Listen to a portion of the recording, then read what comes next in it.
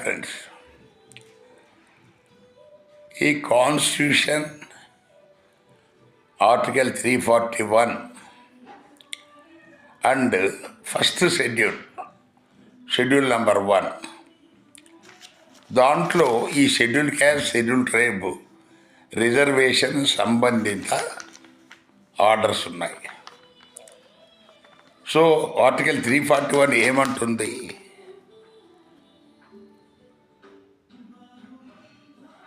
The Constitution, Article 341 empowers the President of India to notify such castes, races or tribes to be declared as scheduled caste and scheduled tribe. So మనకు ఏ కులాన్ని, తెగను, మనకు race వీటిని schedule క్యాస్ట్గా, schedule ట్రైబ్గా పరిగణించాలో article 341 కింద రాష్ట్రపతికి అధికారం ఇచ్చింది constitution. So ఇక్కడ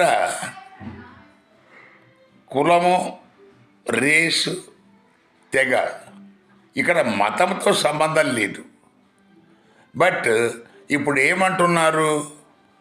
schedule caste అంటే ఫస్ట్ షెడ్యూల్లో ఉన్న కులాలు, తెగలు షెడ్యూల్ క్యాస్ట్, షెడ్యూల్ తెగ కింద వస్తాయి. సో అది అక్కడ ఉన్న కులం మాత్రమే ఇక్కడ పరిగణనలోకి తీసుకోవాలి, మతం ఇక్కడ తీసుకోకూడదు. కానీ ఇప్పుడు మన దుర్మార్గంగా ఈవెన్ కోర్టులు కూడా రాజకీయ నాయకులు అలాగే చేస్తున్నారు, కోర్టులు అలాగే చేస్తున్నాయి. సో మతం మారితే నీ రిజర్వేషన్ పోతుంది అంటున్నారు. ఓన్లీ షెడ్యూల్ క్యాస్ట్ వాళ్ళకే, తక్కిన వాళ్ళు మతం మారినా వాళ్ళ రిజర్వేషన్ ఉంటుంది. ఎలా ఇది అన్యాయం కదా? సో ఫస్ట్ షెడ్యూల్లో కులము, తెగ, రేస్ ఉంది, మతం లేదు.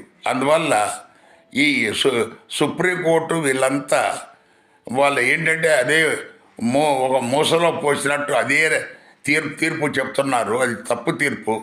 దయచేసి పునరాలోచించాలని ఈ వీడియో ద్వారా విజ్ఞప్తి చేస్తాను. Thank you.